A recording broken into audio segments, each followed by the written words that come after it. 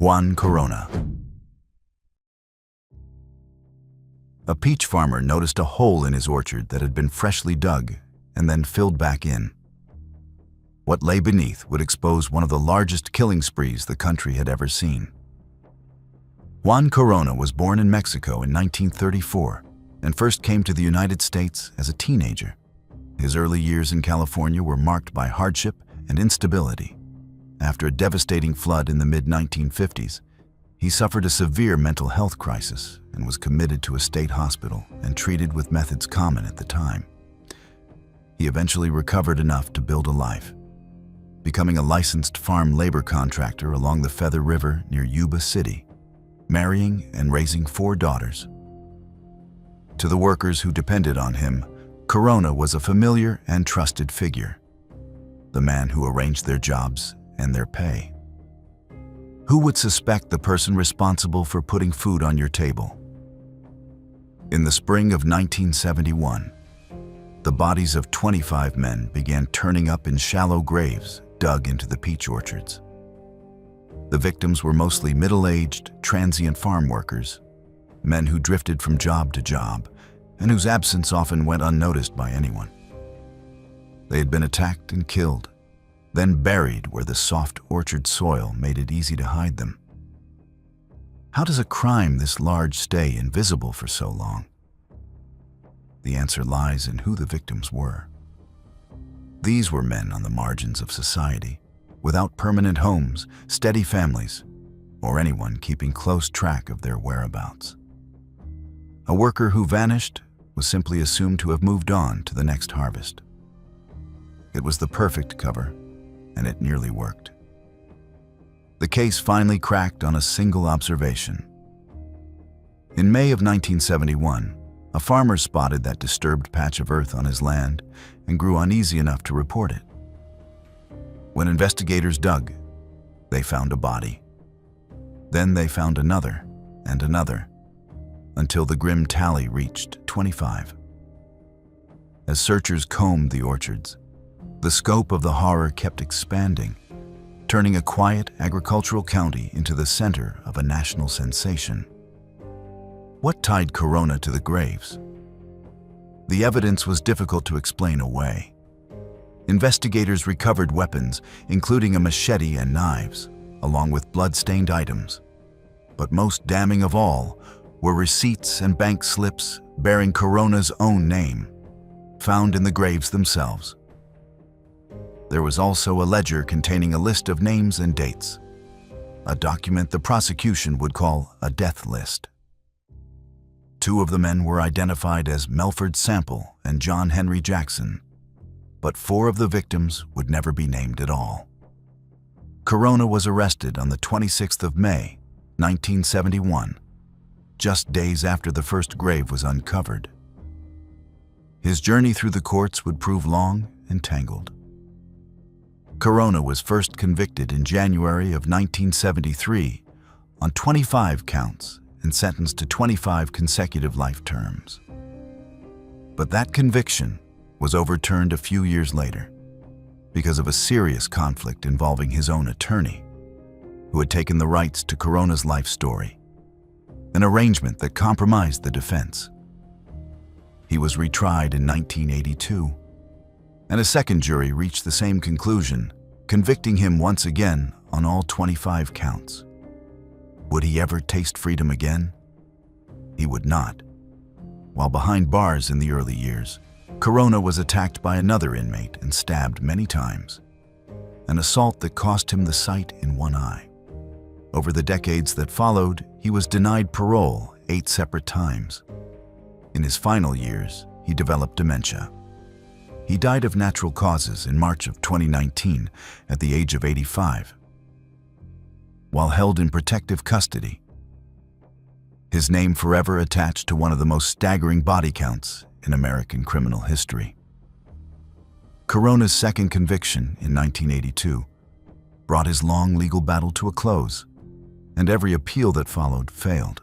He spent the rest of his life behind bars, much of it at the California Medical Facility in Vacaville, where the earlier inmate attack had left him blind in one eye. Of the 25 men buried in the orchards, 4 were never identified and remain nameless to this day. The conviction stood as the largest mass murder case in the country at the time, with the prosecution having presented dozens of pieces of physical evidence, including the blood-stained weapons and the ledger of names.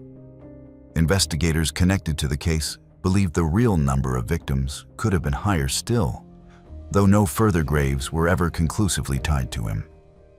The next killer was no silent laborer hiding bodies in the dark. He was a charming con man who hunted travelers across 2 continents. Charles Sobhraj. He was handsome, charismatic, and fluent in the art of winning trust. To the young travelers who crossed his path in the 1970s, he seemed like a friend. He was something far more dangerous. Charles Sobhraj was born in 1944 in Saigon to an Indian father and a Vietnamese mother, and was partly raised in France. From a young age, he drifted into a life of crime, first jailed for burglary as a young man, and then evolving into an international con artist, thief, and forger who moved fluidly across borders. He operated through Greece, Turkey, Iran, Afghanistan, India, and Southeast Asia. Always charming, always one step ahead. His hunting ground was the so-called hippie trail, the route that young Western backpackers traveled across Asia in search of adventure in the mid-1970s. Sobhraj would often pose as a gem dealer or a helpful local fixer, ingratiating himself with travelers before turning on them. Why did so many trust him? Because he was precisely the sort of worldly, friendly face a young person far from home would be relieved to meet. His method was as cold as it was calculated. He would drug his victims, rob them, and in a number of cases kill them, sometimes taking their passports to fund his own travels and assume new identities. He did not always work alone, operating at times with an associate and with a devoted girlfriend who helped maintain his web of deception.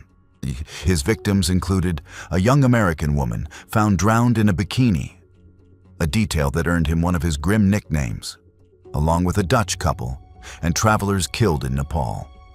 According to reporting carried by major outlets, Sobhraj was suspected of killing more than 20 Western backpackers, though his true number of victims has never been established, and he was ultimately convicted of far fewer.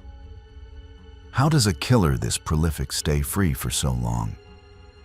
Part of the answer is that he was operating across many countries with little coordination between them, slipping over borders before any single investigation could close in.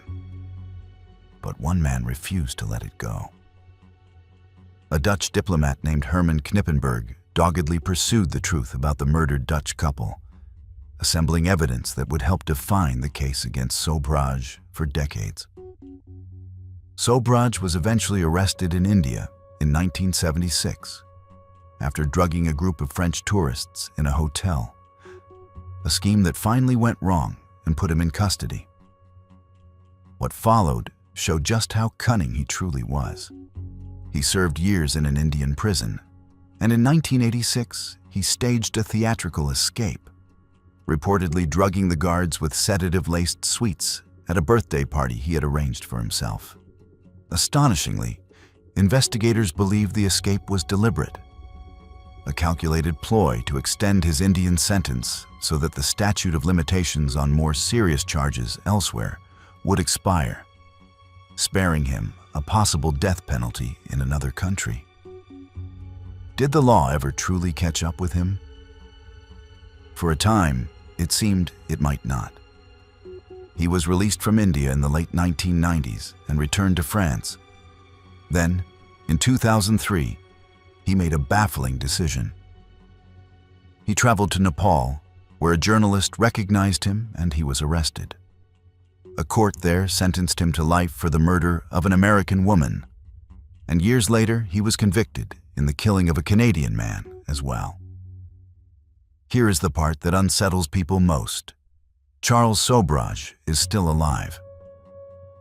In December of 2022, Nepal's highest court ordered his release on grounds of age and health, and he was freed and deported to France.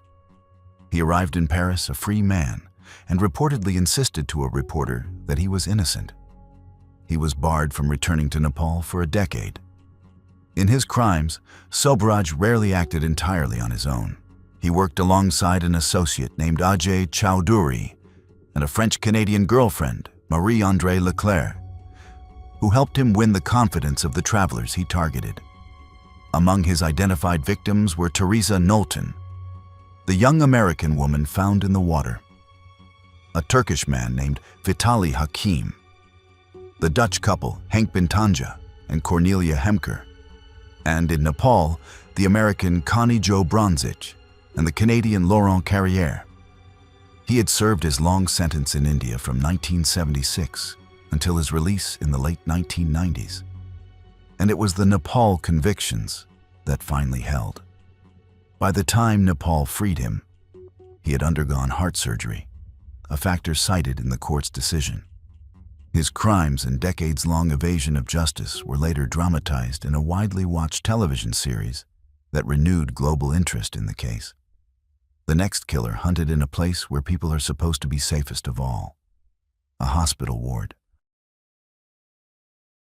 Donald Harvey. He wore the uniform of a caregiver and moved quietly through hospital wards, trusted to heal the sick. Instead, he became one of the most prolific killers in American history. Donald Harvey was born in 1952 in Ohio and raised in rural Kentucky. He began working as a hospital orderly at the age of 18, stepping into a role built entirely on trust, where vulnerable patients placed their lives in the hands of the staff around them.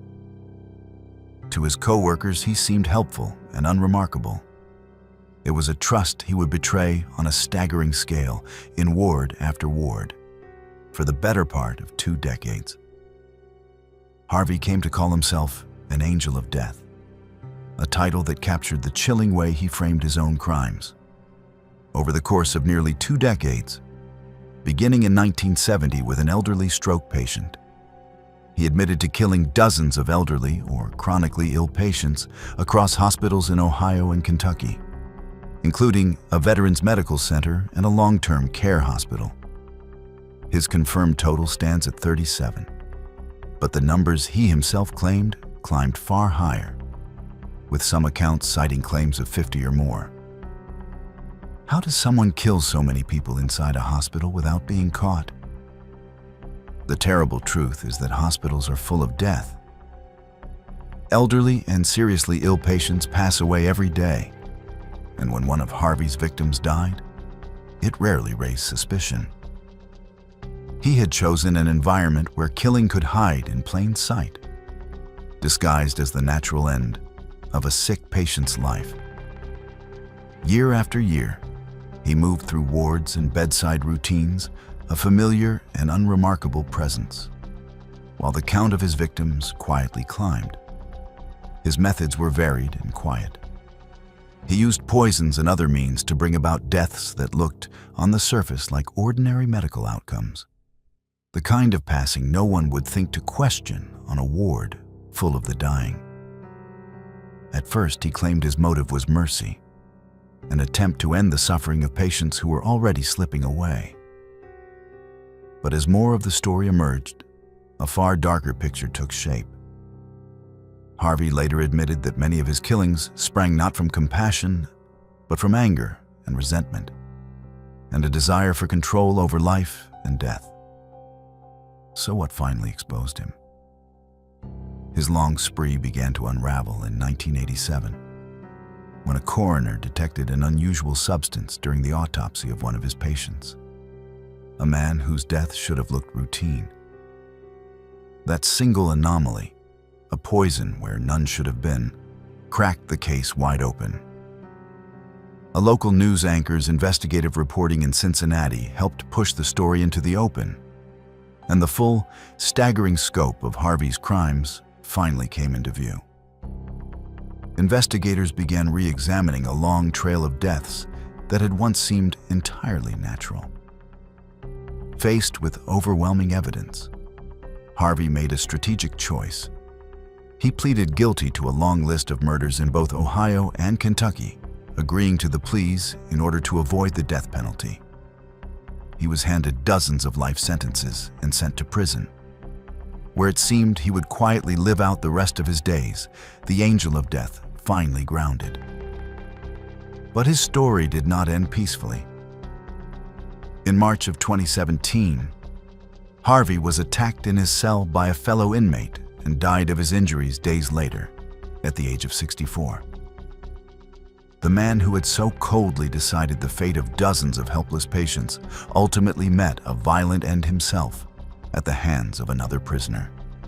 The inmate responsible later pleaded guilty and received a sentence of 25 years to life, a strange and grim coda to a case already overflowing with death.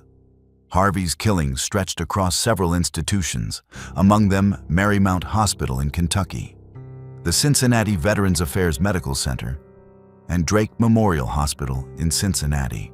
His first known victim was an 88-year-old stroke patient named Logan Evans, killed in the spring of 1970. The poison detected in that final, case-breaking autopsy was cyanide, found in the body of a patient named John Powell, and the reporting of a Cincinnati news anchor named Pat Menarson helped bring the full story into public view. Harvey entered his guilty pleas in 1987 and was ultimately serving more than 24 life sentences. The inmate who beat him in 2017, James Elliott, pleaded guilty and was sentenced in 2019 to a term of 25 years to life. The next case takes us across the ocean, to the back streets of a German port city, and a man who Fritz Honka. In a cramped attic flat above a rough corner of Hamburg, a quiet, unremarkable man hid a series of horrors behind his walls. It took a fire to reveal them. Fritz Honka was born in 1935 in Leipzig, one of 10 children in a family torn apart by hardship and politics. His father was imprisoned for his political ties, and the children were placed in homes. Honka fled to West Germany as a young man and worked a string of laboring jobs, including work around Hamburg's harbor. A traffic accident in the 1950s left him disfigured, with a broken nose and a pronounced squint. And he sank ever deeper into heavy drinking, spending much of his time in the cheap bars of the city's red light district. It was there, among the lonely and the overlooked, that Honka found his victims. Between 1970 and 1975, he killed at least 4 women, all of them vulnerable and connected to that struggling corner of the city. He would lure them back to his attic flat with the promise of company or a drink. And there, often in disputes fueled by alcohol and resentment, he would kill them. His first killing came in December of 1970, followed by a long gap, and then 3 more deaths in quick succession between the summer of 1974 and the start of 1975. A sudden acceleration that left remains hidden throughout his home. Why did no one notice 4 women disappearing? Because of who they were. Honka's victims lived on society's margins, women without close family ties or anyone tracking their movements. The kind of people whose absence the world is slow to register. They were chosen precisely because they could vanish without setting off alarms. What Honka did after the killings is the detail that has horrified people for decades. Rather than disposing of the bodies, he concealed the remains inside his own flat and attic, sealing parts behind a partition wall and storing others in the recesses of the building, living alongside the evidence of his crimes.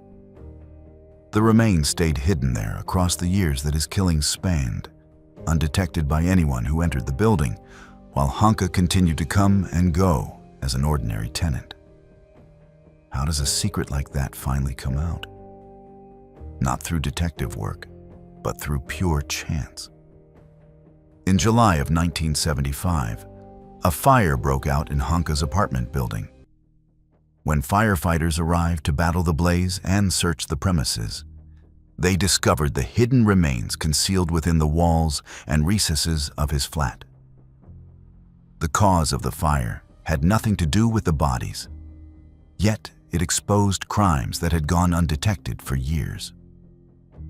Investigators determined the women had died across the first half of the decade, and Hanke was taken into custody. Confronted with the evidence that had been hiding inside his own home, he confessed to the killings. What happened to him in court?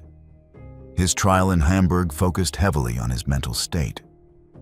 Rather than being treated as a fully responsible mass killer, Hanke was found to have acted with diminished capacity, his judgment severely compromised by chronic alcoholism and mental illness. He was sentenced not to an ordinary prison, but to a secure psychiatric facility, where he would be held and treated. And what became of him afterward? In time, Hanke was released, and he lived out his remaining years quietly under a different name, his health wrecked by a lifetime of drinking. He died in Hamburg on the 19th of October, 1998, at the age of 63. Hanke's 4 victims have been identified as Gertraud Breuer, killed in December of 1970, Anna Buschel in the summer of 1974, Frieda Roblick that December, and Ruth Schult in January of 1975. All were women in their 40s and 50s, and all met their deaths at his flat on Zeissstrasse. The press came to call him the Saint, Pauli Ripper, after the district where he found them. His sentence committed him to a secure psychiatric facility for roughly 15 years on grounds of diminished responsibility.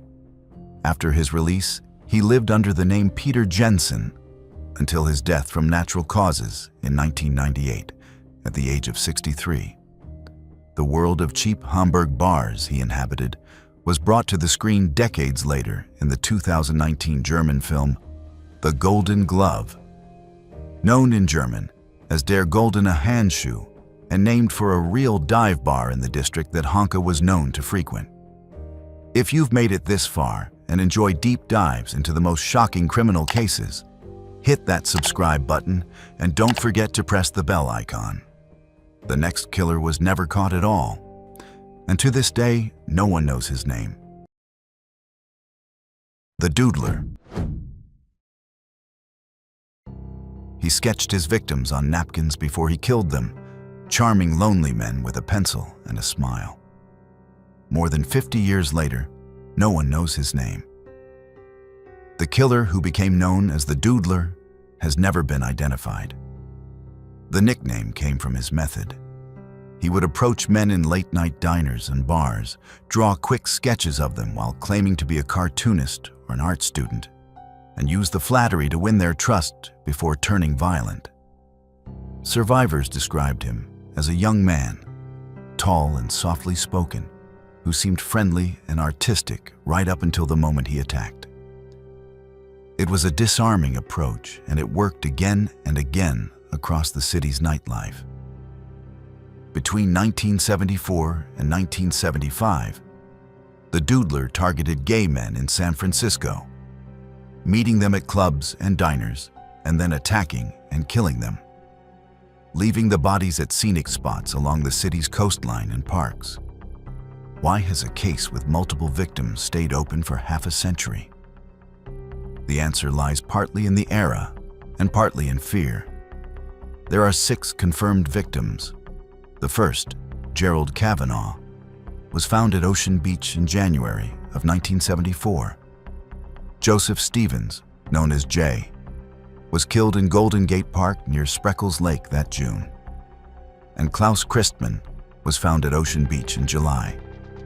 The following year brought more deaths, with Frederick Capin discovered at Ocean Beach in May of 1975, and Harold Goldberg found near Lincoln Park and Land's End that June. A 6th man, Warren Andrews, was attacked at Land's End in the spring of 1975 and died of his injuries about 7 weeks later. though he was not formally linked to the case until decades afterward. Police have long believed the true toll could be far higher, perhaps as many as 14 to 16. If there were survivors, why was no one charged? This is the heartbreaking core of the case. At least 3 men are believed to have survived attacks by the doodler, and their accounts could have helped identify him. But this was the 1970s, when being openly gay carried enormous social and professional risk. Among the survivors were reportedly a member of a European nation's diplomatic corps and a well-known entertainer, men who refused to come forward publicly because doing so would have exposed their private lives. Their silence, born of a very real fear, helped the killer slip away. Did police ever have a suspect? They did. In early 1976, investigators interviewed a man they considered a strong suspect in the killings. A young man who had been undergoing psychiatric treatment and had reportedly made statements that drew their attention. But without the testimony of the surviving victims, prosecutors did not believe they had enough to bring charges, and the case eventually went cold, sitting untouched for decades while the trail grew faint and witnesses moved on or passed away. What changed? In 2018, San Francisco police reopened the investigation, assigning cold case investigators to take a fresh look at evidence that had sat untouched for years. They released an updated, age-progressed sketch of how the suspect might look as an older man, and they announced a reward of $100,000 for information. As the case drew fresh attention, the reward climbed.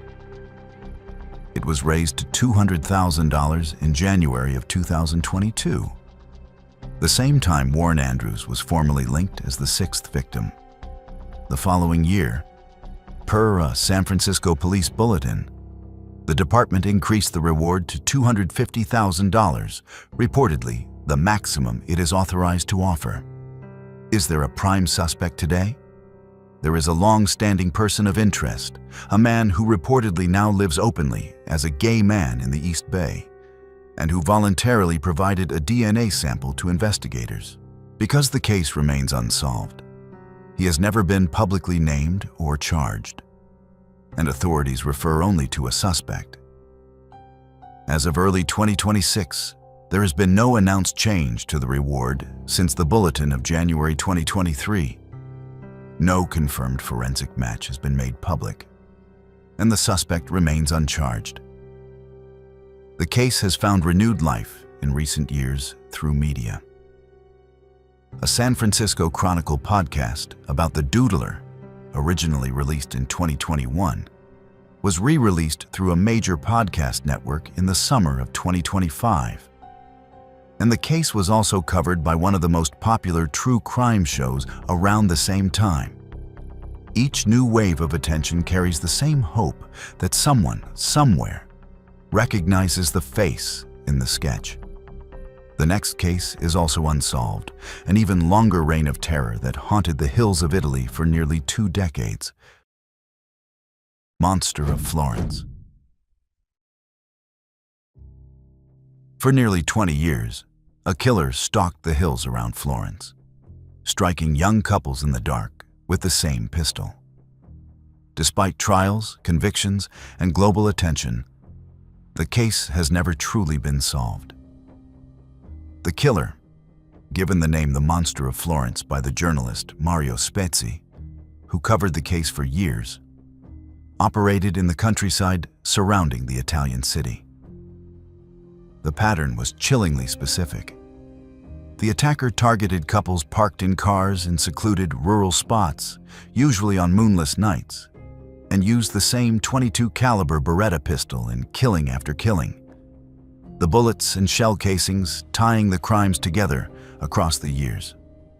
Several of the female victims were mutilated, a grim signature that marked the crimes as the work of a single hand. Across the span of the killings, 16 people died, 8 couples in all. The earliest attack tied to the case came in 1968, with the deaths of Barbara Locci and Antonio Lobianco. After a long gap, the killings resumed in the mid-1970s and continued into the 1980s. Among the victims were Pasquale Gentilcore and Stefania Pettini, killed in 1974, Giovanni Foggi and Carmela Denuccio in 1981, and Paolo Mainardi and Antonella Migliorini in 1982. In 1983, the killers shot two young German visitors, Wilhelm Friedrich Horst Meyer and Jens Uwe Rusch, who were sleeping in a camper that the attacker appears to have mistaken for a couple's car. Two more couples followed, Claudio Stefanacci and Pia Rontini in 1984, and a French couple in 1985. How does a killer this active evade capture for so long? Part of the difficulty was the rural, isolated nature of the crime scenes, struck under cover of darkness with no witnesses. The killer was also taunting and brazen. After that final attack in 1985, which claimed the lives of the French couple, Jean-Michel Kravechvili and Nadine Moreau, the killer mailed a portion of one victim's remains to a female prosecutor working the case, along with a note. It was a chilling signal that the monster was watching the investigation closely. So who did the authorities pursue? The list is long and tangled.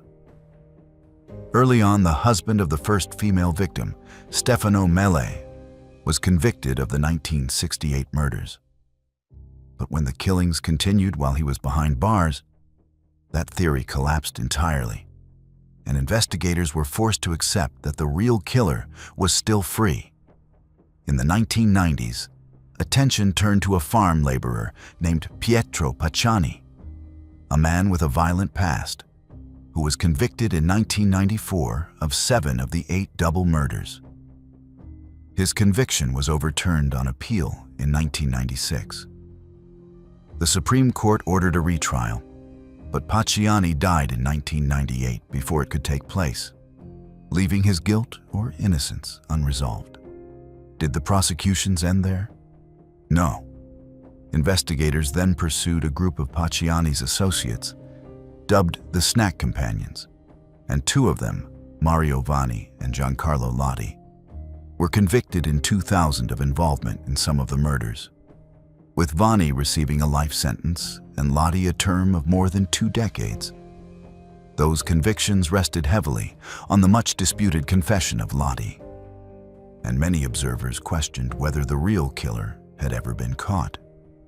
A later and widely debated theory suggested that a hidden group or sect had commissioned the crimes, perhaps paying for the removal of body parts, a claim that deepened the mystery rather than resolving it. Where does the case stand now?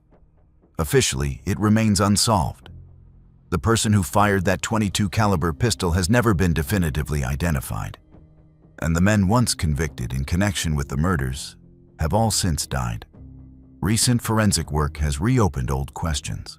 A re-examination of the bullets began in 2018, and a DNA trace analyzed in 2024 did not match Pacciani or the others convicted in the case, suggesting the true culprit may never have been charged at all. In July of 2025, a court in Genoa rejected the latest motion to reopen the investigation, leaving the matter formally closed even as the central question stays unanswered. The case returned to the spotlight in October of 2025, when a 4-part Netflix miniseries about the Monster of Florence, directed by an acclaimed Italian filmmaker, was released and quickly reached the top of the streaming charts worldwide. It introduced the decades-old mystery to a vast new audience and renewed debate over who the killer really was. Nearly 40 years after the final killing, and despite being one of the most exhaustively investigated cases in Italian history, the identity of the monster remains one of the most haunting open questions in European crime. The next killer was caught and remains behind bars to this day, held in conditions unlike almost any other prisoner in Britain. Robert Maudsley. He has spent more than 4 decades almost entirely alone, locked in a specially built glass cell beneath an English prison. The crimes that put him there were aimed at a very particular kind of victim. Robert Maudsley was born in Liverpool in June of 1953. His childhood was marked by abuse and instability, and he spent years in care institutions before drifting into a troubled life in London. By his early 20s, he was struggling with a serious addiction and supporting himself through dangerous work on the streets, living on the margins of the city. It was in this period that his path turned violent, and the targets of that violence would set the pattern for everything that followed. Maudsley killed 4 people in total. His first killing, in 1974, was of a man who Maudsley believed had committed terrible crimes against children. He turned himself into police afterward, rather than trying to flee, was found unfit to stand trial, and was sent to Broadmoor, one of Britain's best-known high-security psychiatric hospitals. What pattern was beginning to form? In each of his killings, Maudsley's victims were people he associated with the abuse or exploitation of the vulnerable, which led many to describe his crimes as a twisted form of vigilantism, a man punishing those he saw as predators. Whatever his reasoning, the result was the same: a rising body count and a growing reputation as one of the most dangerous men in the prison system.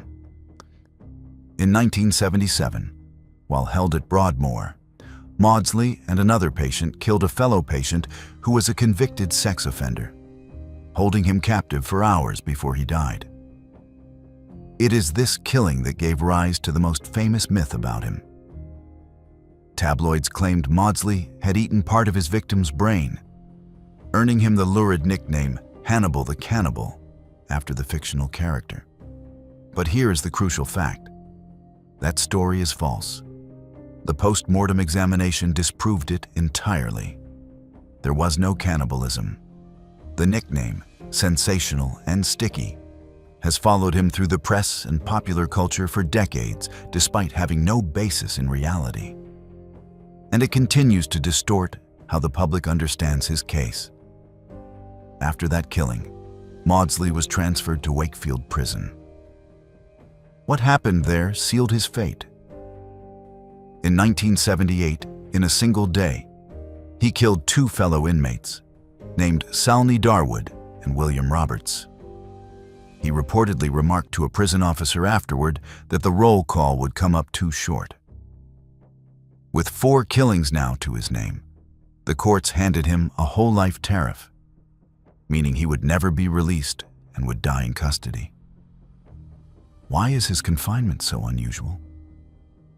Because of how dangerous he was deemed to be, authorities took an extraordinary step. In 1983, a special 2-room cell was constructed for him in the basement of Wakefield Prison, fitted with thick, bulletproof glass through which he could be observed and passed his meals. He has been held there in near total solitary confinement for most of the time since, with very limited human contact, making him one of the longest-serving solitary prisoners in Britain. After the death of another notorious long-term inmate in 2017, Maudsley became the country's longest-serving prisoner overall, a grim distinction that has only sharpened public fascination with his case. Is he still alive today? He is, at the age of 72 in 2026. His decades of isolation have made him a subject of ongoing public interest and debate. In early 2025, he reportedly went on a hunger strike after items including a television, a radio, and a games console were taken from him. Shortly afterward, in the spring of 2025, he was transferred roughly 125 miles to HMP Whitemoor in Cambridgeshire, where he was placed on a specialized wing, a therapeutic unit designed for prisoners with personality disorders, alongside dozens of other inmates. After so many years held almost completely alone, it marked a dramatic change in how he was confined. How has the move gone? Accounts have been mixed and concerning. A longtime correspondent of Maudsley, a woman in her 60s who had written to him for years, publicly warned that placing him among other prisoners after so long alone was, in her words, a disaster waiting to happen. Reports circulating into 2026 have indicated that he has been denied visitors for more than a year since the transfer, prompting renewed welfare concerns from those who know him. Whatever happens next, he remains under a whole life term, and after nearly half a century behind bars, he will spend the rest of his life in prison. The next case moves to the United States and a celebrated activist who hid a terrible secret in his own apartment. Ira Einhorn. He was a famous face of the environmental movement, a charismatic activist who spoke to crowds about peace and the planet. Hidden in a trunk in his closet was the body of the woman he had killed. Ira Einhorn was born in Philadelphia in 1940 into a middle-class family and graduated from the University of Pennsylvania. In the 1960s and 70s, he became a prominent counterculture figure and self-styled environmental activist, even speaking at an Earth Day event in Philadelphia in 1970. He cultivated connections with academics, business figures, and journalists, positioning himself as a bridge between the counterculture and the establishment. His nickname, the Unicorn, came from the German meaning of his surname, and he built an image as a guru and free spirit at the center of the city's progressive scene, the last person many would have suspected of violence. Behind that public image was a darker reality. In September of 1977, Einhorn's former girlfriend, Holly Maddox, a graduate of Bryn Mawr College who had grown up in Tyler, Texas, disappeared.